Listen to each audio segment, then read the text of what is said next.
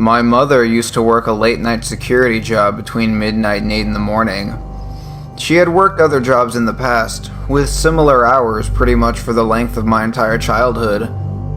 My dad had passed away when I was really young, so from elementary school through middle school, I would have a babysitter watching over me for the night, so I was never alone. But once I became a freshman in high school, I finally stopped having a babysitter watch over me for the night, after convincing my mom that I was old enough and mature enough to not need one. I was a pretty good kid, so I never really did anything crazy, like throw parties or sneak out during the middle of the night. But one Friday night, after my mom had left to work, I invited one of my friends, Matthew, to come over and hang out, which I had done several times in the past. He arrived within about 15 minutes after sneaking out of his house. We were eating junk food, playing Call of Duty, and bullshitting about the most random crap for hours. But our conversation was interrupted by the sound of my Maltese, Sammy, barking loudly at the sliding glass door which led to my backyard. We both got off of the couch to see what was bothering her, when Sammy suddenly rushes out of the doggy door while still barking. It was pitch black in my yard, so I had to turn on the backyard lights to see where she had went. I flipped the light switch, which instantly illuminated about half of my yard. And there, Matthew and I saw Sammy in the middle of my lawn, still barking aggressively at what seemed to be nothing. Sammy probably just saw a squirrel or something, Matthew said. I tried whistling for Sammy to come back inside, but she ignored me completely and continued growling and staring off into the distance. I'm going to go out and grab her, I told Matthew. I slid open the glass door and jogged towards my dog. What's the matter, girl? Come on, let's go inside of the house. I bent down to pick her up, but Sammy just continued to growl.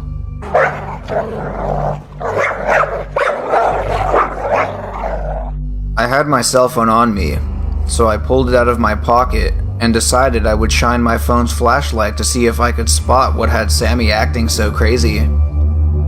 I clicked the button to turn on the light and shined it towards the end of my yard where my fence was. And at the fence, no less than 20 feet away from where I stood, was a man wearing raggedy clothing with straggly long hair. There was a sinister grin spread across his face, and my phone's light reflected off of his crazy eyes, which were opened wide and staring directly at me.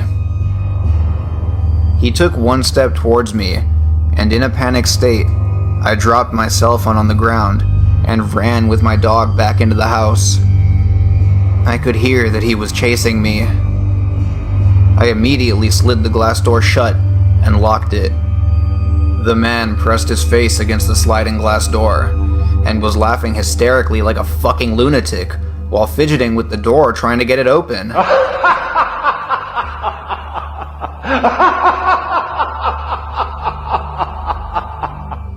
Matthew quickly realized what was going on, and we both ran to every window and door to make sure everything was locked. My heart was pounding, and it became difficult for me to even breathe. We went back to the living room where the backyard door was, to see if the man was still there, but he vanished. We armed ourselves with large knives from the kitchen, and used Matthew's phone to call 911. As Matthew was on the line with the operator, I realized Sammy wasn't in the living room with us, and I couldn't hear her barking anymore. I ran upstairs to see if she was up there, but she wasn't. When it suddenly hit me, I never locked her doggy door. I bolted down the stairs and looked out the backyard window. What I saw next completely destroyed me. Outside, right on the porch in front of the glass door, was Sammy. was being pinned on the floor by the stranger's right foot, and I could hear her whimpering. I screamed and begged for the man to stop stepping on her. He just looked at me with the same sickening smile. He glanced down at Sammy and stomped on her chest with full force. And without hesitation, did so 5 more times, crushing her completely. The tears rolled down my face, and Matthew was yelling at the 911 operator to send someone now. He was even giving her a detailed description of the man. I felt sick to my stomach and threw up on the floor. The most disgusting thing of all was that the man seemed so pleased with what he had done, and he continued looking at me through the glass as I fell to my knees and sobbed. He then simply turned around and walked away. We were confused by this, and truly didn't understand what this demented fuck's motive was for even committing such a disturbing act. By the time the police and my mother arrived, he was long gone. My phone was no longer in the backyard, so we assumed the man had taken it. My mother and I ended up moving shortly after, because we no longer felt safe staying there. What kills me is that he was never caught.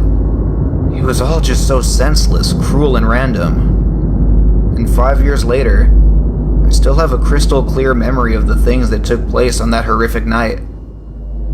And I live in constant fear that somehow, some way, I will run into him again. Luckily that hasn't happened, but unfortunately for me, I think I'll be living in constant paranoia for the rest of my life.